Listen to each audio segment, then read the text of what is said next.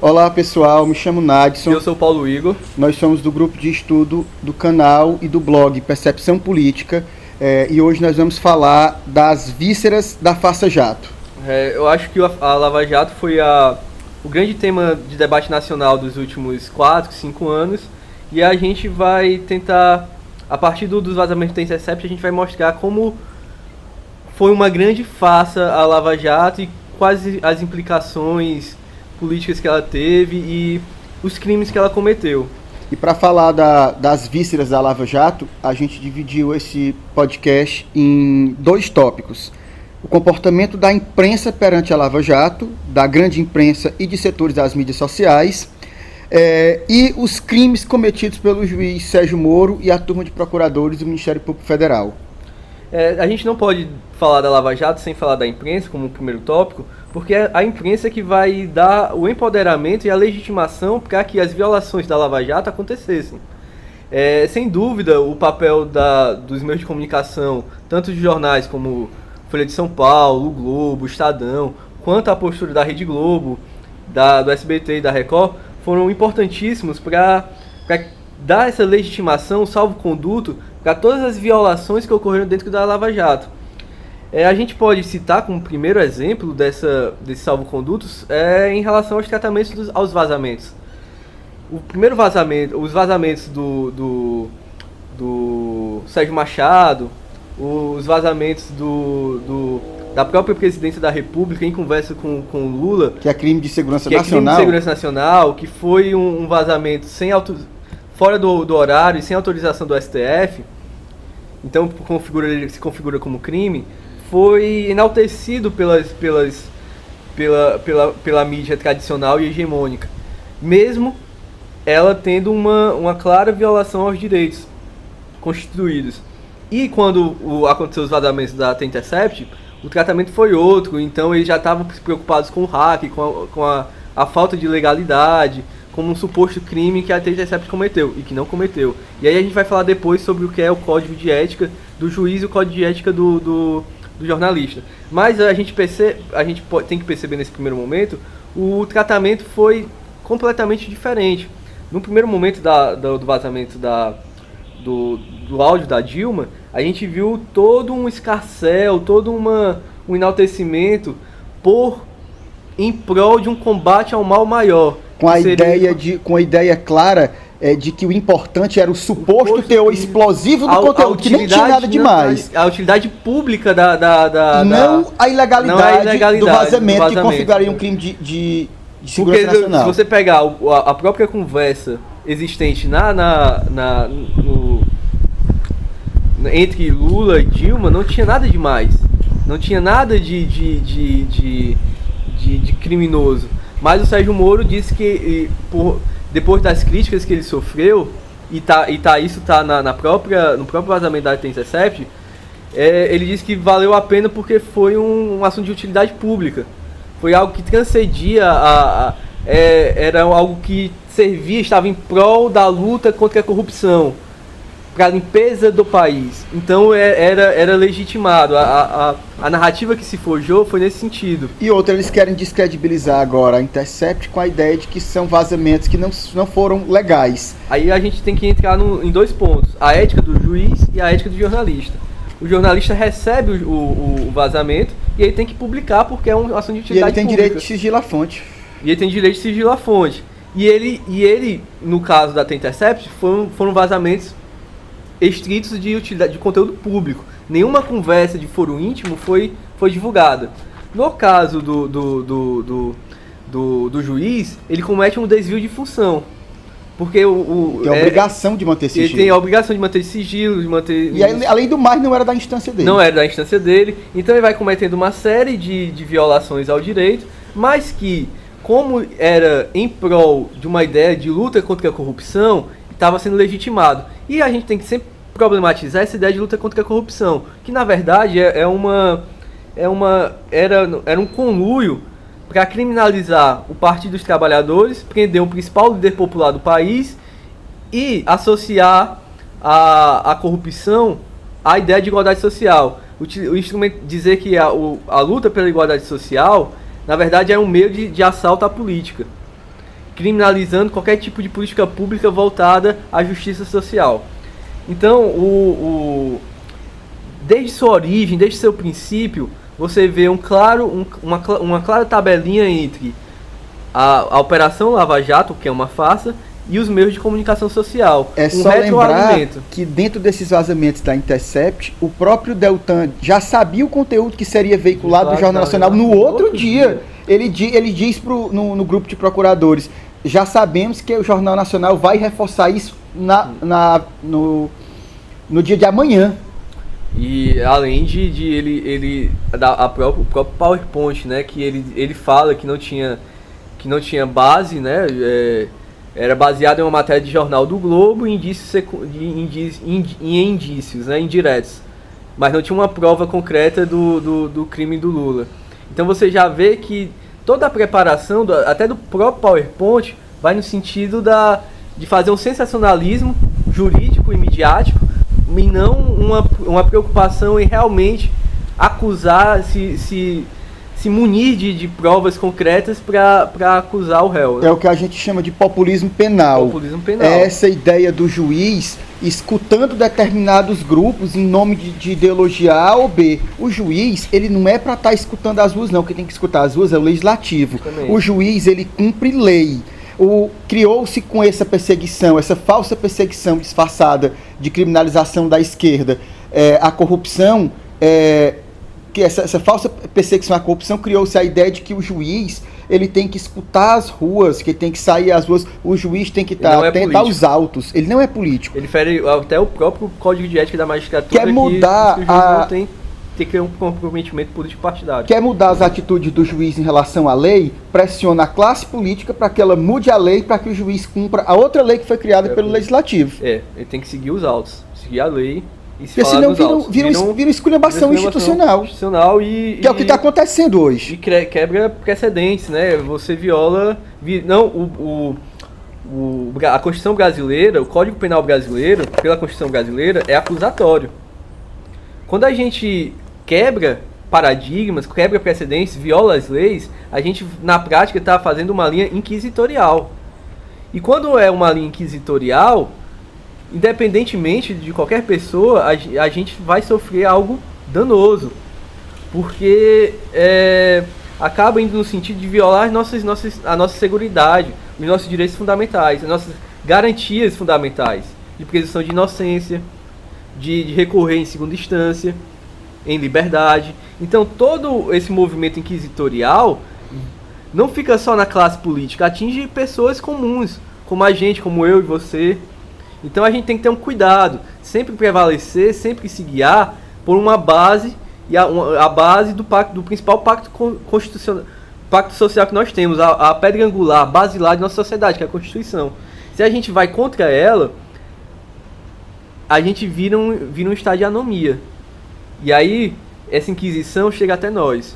E aí onde está, quando a mídia constrói o juiz Sérgio Moro como o carrasco da vítima, e não como o cara que vai julgar os autos, como um juiz implacável, que necessariamente vai ter que condenar para fazer a justiça. Aí a gente volta para o primeiro ponto, né? Que é o empoderamento da Lava Jato. Em que sentido deu esse empoderamento da Lava Jato? No sentido de construir um herói.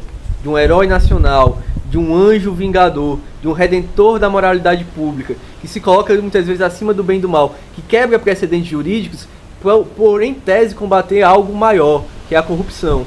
Então o Sérgio Moro, juntamente com a sua equipe de procuradores, principalmente capitaneado pelo Deltan Dallagnol, ele foi alçado à figura de um anjo ilibado, cujas ações estavam inquestionáveis. Se você se colocasse contra a postura do Sérgio Moro, você estava se colocando contra a ideia de um país sem corrupção. Isso é muito perigoso. Criaram um antagonismo, ser contra o Moro e as arbitrariedades da Lava Jato. Dividir a sociedade brasileira em dois pontos. Os que estavam pró a Lava Jato e os que estavam pró a corrupção. Quando, na verdade, muitas das pessoas que criticavam a Lava Jato criticavam os abusos de poder. O aspecto mais arbitrário da Lava Jato, que essas violações, essas arbitrariedades também se configuram como corrupção. E que a gente percebe isso nos vazamentos da The Intercept. Então, essa construção do Sérgio Moro como um juiz, um anjo vingador, um herói, um carrasco, um rival do réu, quebra com todo o princípio do Estado de Direito. Todo. E aí a gente percebe as violações. Então a gente percebe que não era em defesa da corrupção, em se criminalizar um partido, em se criminalizar, fazer um sensacionalismo penal. Que não penal. É em defesa da corrupção que ele se recusou a investigar o FHC. A investigar não, porque não é o juiz que investiga, embora ele tivesse envolvido com as investigações. De alguém cujo apoio é importante. Eu falei aqui um termo que o juiz investigava, não que seja papel institucional do juiz, não é. Quem investiga é o Ministério Público, e a defesa faz a peça da defesa, o juiz tem acesso às duas através dos autos e julga. E o juiz tem que manter uma equidistância entre as partes, ele não pode conversar nem com a defesa, nem com a acusação. Entretanto, o Moro investigava, fazia trabalho de investigação, conduzia investigação. Nas próprias conversas dizia a sentença, divulgou a sentença antes de internamente entre os procuradores, que não é permitido, pediu para inverter ações do Ministério Público, criticou, dava sanções, criticava, induzia o Dallagnol, citou uma testemunha para o Dallagnol, coisa que não é responsável. Afastou uma das procuradoras. Dava reprimenda, enfim, toda uma. E em relação ao FHC. Protocolava denúncia anônima que ele mesmo forjava. E com o FHC tentou blindar, achava que não melindrar alguém cujo apoio é importante. Enfim, uma série de violações. E tudo isso a gente não sabia, né? Estava até em conversas privadas, mas a gente já percebia pelo próprio movimento do Sérgio Moro que ele ia nesse caminho. Por exemplo, na condução coercitiva do Lula, quando o Lula, primeiramente do vazamento, né? A gente pensar que no vazamento do Lula, no vazamento que supostamente indicava a nomeação do Lula ao Ministério a ser ministro da Casa Civil, não era problema algum, já que o Lula era maior de idade e não tinha nenhum antecedente criminal até naquele momento. Ele podia assumir o Ministério da Casa Civil. E todo aquele sensacionalismo foi para impedir que o Lula tivesse o Ministério da Casa Civil. Que era para lá, porque aí ele teria saía de Curitiba e ia pro STF. E é que eles não queriam, porque eles já tinham a ideia de fixamente condenar o Lula, mesmo tendo dúvida, como disse o Dallagnol. E ir pro STF não significaria que o Lula não seria condenado ou qualquer coisa do tipo. Ele teria outro julgamento afora a suposta inquisição da Lava Jato. Depois, a condição coercitiva, o Lula não recusou a prestar depoimento, tinha residência própria, então não precisava aquilo, não precisava vazar uma conversa dele com a Marisa, que era de foro íntimo, não tinha nada a ver com a investigação. Olhar, né, como o Lula fala, se tinha dinheiro debaixo do tapete, pegar o tablet do menino, do neto, enfim. Depois era para constranger todo o constrangimento, todo o populismo, uma espetacularização da Lava Jato. E depois também a gente percebe quando ele, de férias, tenta interferir na concessão do habeas corpus ao Lula. Enfim, é uma série de procedimentos que não caberia ao juiz, mas que foi legitimado pela imprensa, por essa espetacularização da justiça, que constrói uma ideia de antipolítica, de criminalização ao sistema político, de associar a dizer que o político não tem, e principalmente o político corrupto, não tem direitos. Ele tem que ser punido, ele tem que ser jogado aos leões. E aí a gente tem que ter cuidado, porque a gente precisa ter todas essas ações precisam ter tá dentro do Estado de Direito, da Constituição, da legalidade. E que com o vazamento da Intercept a gente viu que não. Que não tinha. A gente viu. Não tinha não era partidário, não era imparcial e não era transparente. Que foi que a gente viu quebrando todo o código ético da magistratura. Nós vimos claramente nos vazamentos da Intercept a promiscuidade, a relação total fora dos autos que o juiz tinha com os promotores, que não tinha com a defesa, que na verdade não deveria ter com nenhuma das partes. A gente vê procuradores com raiva do STF por conceder por STF ter concedido a entrevista ao Lula, né? A primeira parte do vazamento é justamente sobre isso. Os procuradores com raiva e querendo burlar a própria decisão do STF de conceder a entrevista do Lula. Um dos procuradores tentou colocar, a gente coloca a entrevista depois das eleições, porque assim a gente não tá indo contra ao STF, mas a gente não segue a decisão do STF, mas a gente não faz com que o Lula seja entrevistado durante as eleições. Uma outra procuradora fala, se conceder uma entrevista ao Lula, vai fazer com que o PT seja eleito. Peraí, mas não cabe à Procuradoria interferir na decisão, nem a juiz nenhum. Interferir na decisão, na questão política eleitoral. Cabe o Ministério Público acusar. E aí a gente percebe o Dallagnol falando que não tinha provas, que não tinha provas, que a base da acusação era baseada em uma reportagem do Globo e indícios indiretos, mas não com uma prova concreta. E justamente se você pegar a matéria do Globo, ela fala que o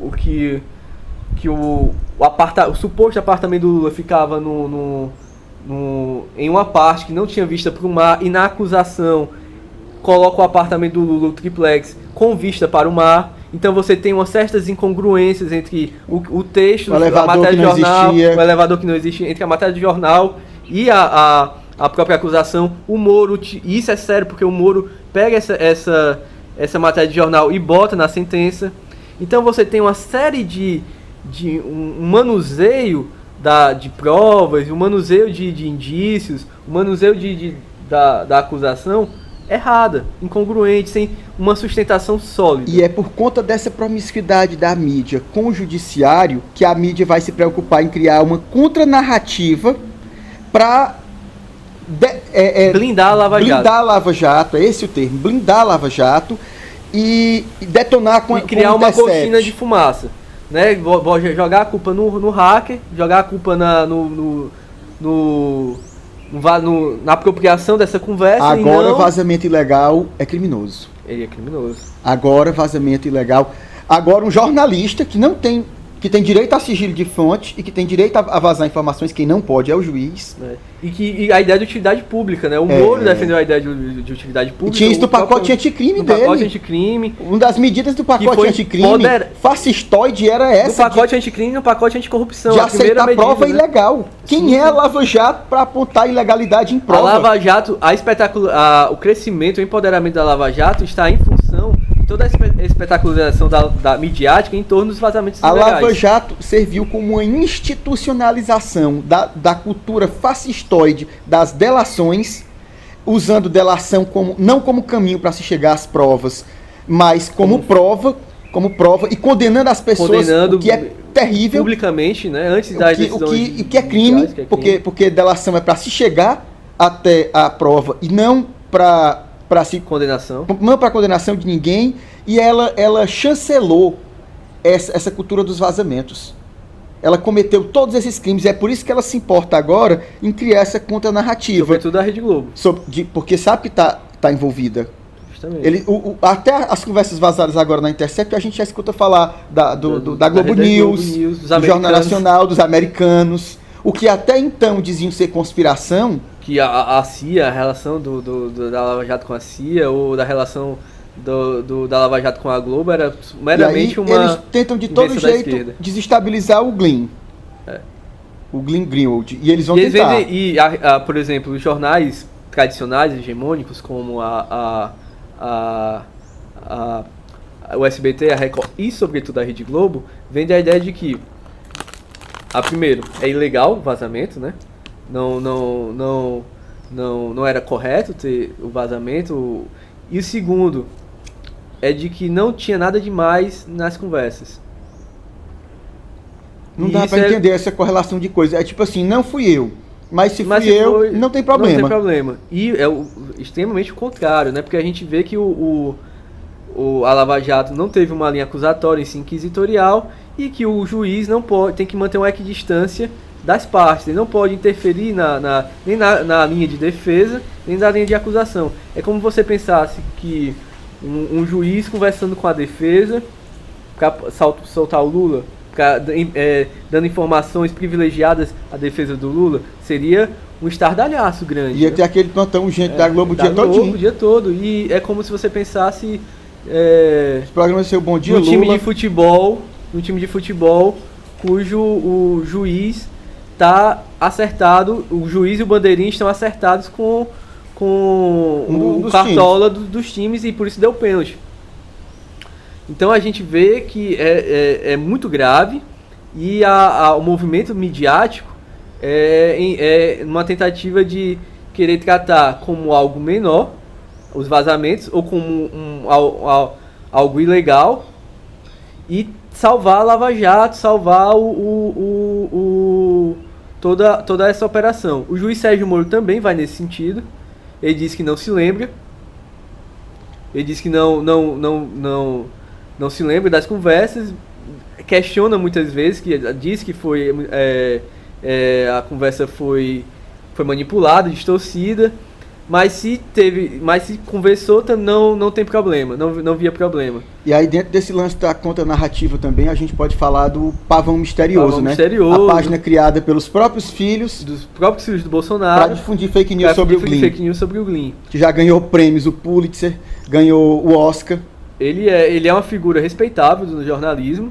Ajudou o Snowden naquela investigação imensa com a CIA contra ele. Então tem o Glyn é um jornalista respeitável, seríssimo, sério, que estão tentando denegrir, eu tiro a palavra denegrir, porque é uma palavra horrível, mas estão tentando manchá-lo de todas as formas, não por uma argumentação sólida, não por mostrar que os vazamentos têm algo errado ou que não é verdadeiro, mas querendo manchá-lo pela vida pessoal, pela sua relação homoafetiva com o deputado do PSOL, por ser uma figura...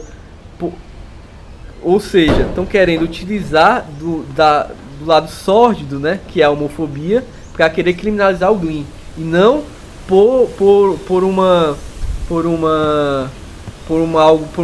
argumentação sólida, concreta. De algum crime que ele tenha cometido que ele não cometeu. E aí a gente, esse Pavão Misterioso, inclusive, o cantor Ednardo, o pessoal do Ceará já entrou em processo, porque estão se apropriando de algo que não é deles, né? O direito do Ednardo. E aí a gente já entra no segundo tópico.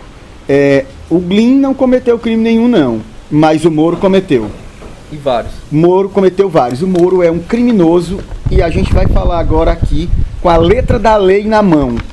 O Glyn sempre tentou ser o Falcone, mas na verdade ele era daqueles políticos que da Operação Mãos Limpas na Itália se promoveram com a Operação Lava Jato e entrar no campo da política.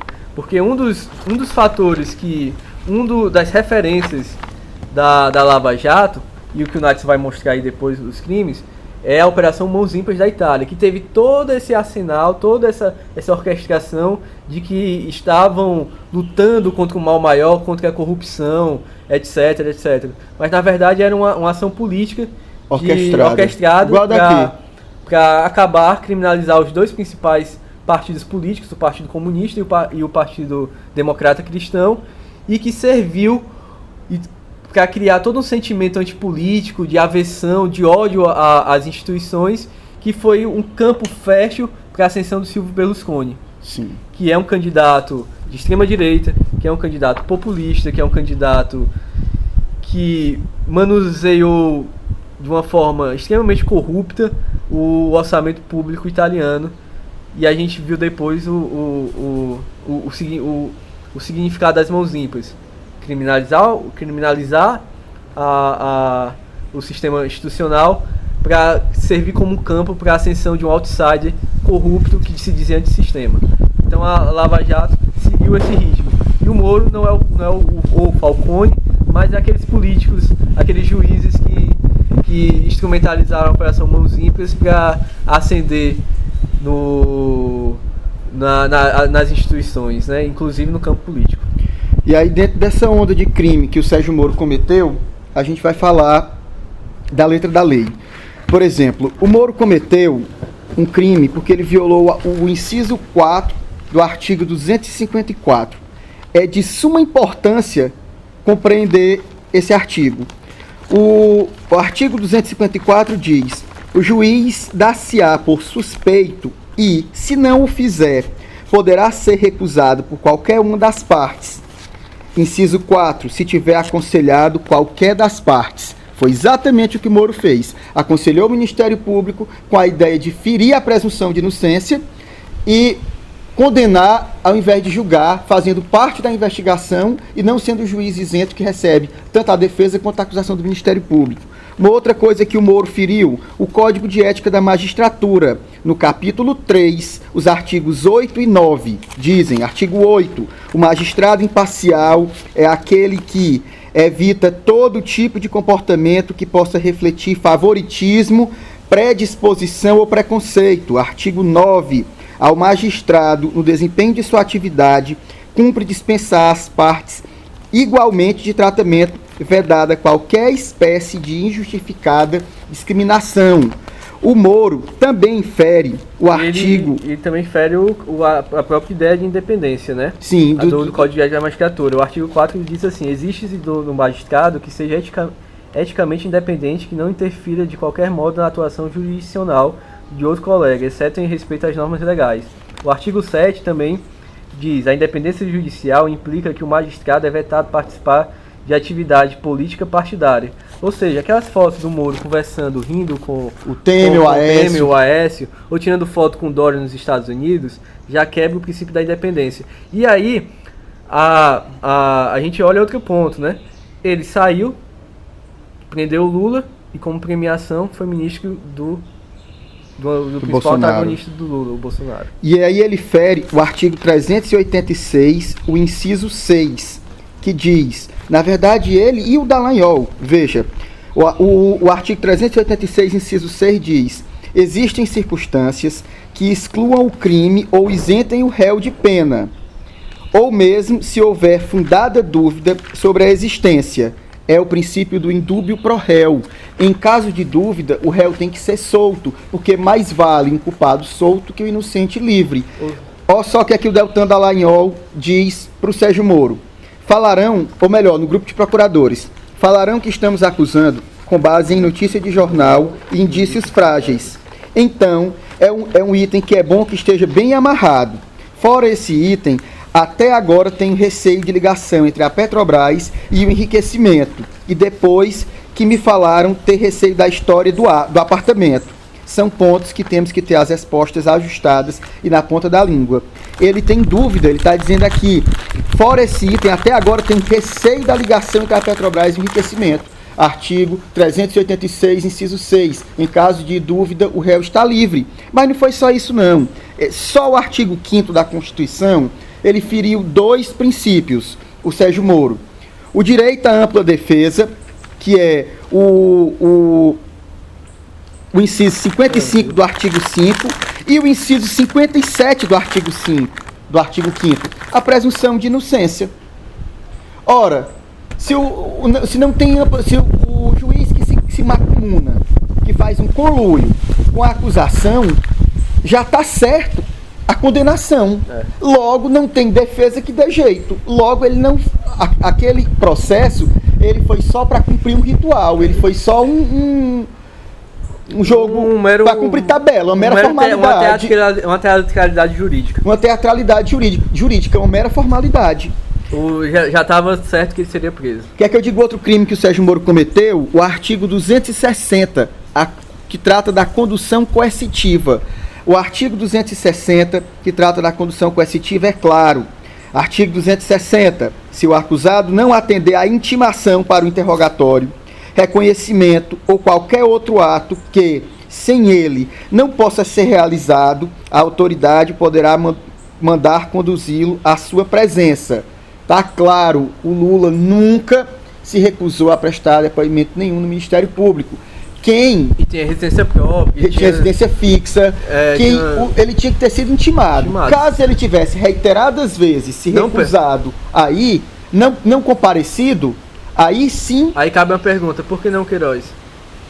Por que não Queiroz? Faz tempo que o Queiroz não conversa com o Ministério Público. Por que não a condição coercitiva ao Queiroz? E outro... E além disso, o juiz Sérgio Moro mandou um jornalista, também teve prisão coercitiva a um jornalista, chamado Eduardo Guimarães, do blog Cidadania. E ele não tinha... E ele também era um maior de idade, tinha residência fixa, e também foi mandado porque, supostamente, fez uma crítica ao juiz Sérgio Moro. E aí tu citou inquisitorial. Tu falou um crime do Sérgio Moro, e aí, como tudo que a gente está falando está na letra da lei, eu vou tipificar aqui na letra da lei. Tu falou do crime que o Sérgio Moro cometeu ao vazar o áudio da Dilma, quando a gente falou do tópico da imprensa. Artigo 102. Compete ao Tribunal Federal a guarda da Constituição, cabendo-lhe 1. Processar e julgar originalmente. B. Nas infrações penais comuns, o Presidente da República, o Vice-Presidente, os membros do Congresso Nacional, seus próprios ministros e o Procurador-Geral da República.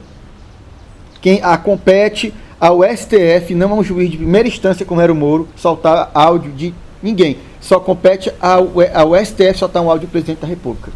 E aproveitando essa inclusive o Teori criticou, né, e infelizmente morreu, né. E pegando a ponte do STF, o STF também tem uma responsabilização muito grande pelas violações que o Moro cometeu, não só a imprensa. Porque como era do interesse dela na época, ela deixou acontecer. E isso a gente vê, por exemplo, na prisão em segunda instância. Até acabar todos os recursos, o condenado tem que responder o processo em liberdade. O que é o da presunção de inocência. Da presunção de inocência. O trânsito em julgado, porque nós temos direito a quatro instâncias. Na medida que Lula foi preso logo na segunda instância, mostra que o STF, e com o aval do STF, mostra que toda essa violação tinha um propósito de condenar o Lula, né? E condenar o PT. E não seguir a lei. Então isso é muito perigoso e vai voltar contra a gente. Então a gente tem que ter sempre um cuidado. E ficar atento aos próximos vazamentos da Intercept. E aí o outro ponto também que o juiz Sérgio Moro quebrou no Código de Ética está no capítulo 4 sobre transparência, o artigo 10. A atuação do magistrado deve ser transparente, documentando-se seus atos sempre que possível, mesmo quando não legalmente previsto, de modo a favorecer sua publicidade, exceto nos casos de sigilo contemplado por lei. Artigo 11. O magistrado, obedecido o segredo de justiça, tem o dever de informar ou mandar informar aos interessados acerca dos processos sobre sua responsabilidade, de forma útil, compreensível e clara. As conversas entre Moro e Deltan Dallagnol não agiram com a menor transparência. Não teve menor transparência. Isso é uma quebra do Código de Ética da Magistratura e configura numa organização criminosa, numa formação de quadrilha para querer derrubar um determinado político e não combater a corrupção. Ou seja, não existe combater corrupção com mais corrupção. É um erro gravíssimo. Ou violando princípios fundamentais, que é uma corrupção. Mas aí a gente vai ficar atento os próximos vazamentos da Intercept, que tem muito mais arquivo para divulgar, tem vídeos e tem áudios, segundo o Glyn. Que reforça essa ideia de que o Moro não agiu como juiz imparcial e apartidário, mas sim como mentor, como o grande organizador e o grande chefe da Operação Lava Jato. Que já tinha resultado pronto. Sendo que o Deltan Dallagnol um mero artífice, um mero operador. Então, essa construção do Batman, do Anjo Vingador, com os vazamentos da Intercept, cai por terra e mostram o Moro sempre um juiz carreirista, corrupto, que utilizou... Criminoso. Inquisitorial, que utilizou da Lava Jato para se promover politicamente, aceitando o cargo de ministro da Justiça, de super-ministro da Justiça do Bolsonaro. E era essa a nossa ideia. Com pretensão de ter uma vaga no STF ou de alçar uma presidência da República. E era essa a nossa ideia no áudio, era exatamente colocar os crimes do Sérgio Moro, as vísceras da Lava Jato, dessa ditadura de toga que se instalou. Conluio com a imprensa. Conluio com a imprensa, e se você gostou, dê like, compartilhe, e a partir do momento que surgirem novos vazamentos da Intercept, a gente volta para comentar os novos vazamentos e para comentar a conjuntura como um todo. Abraço.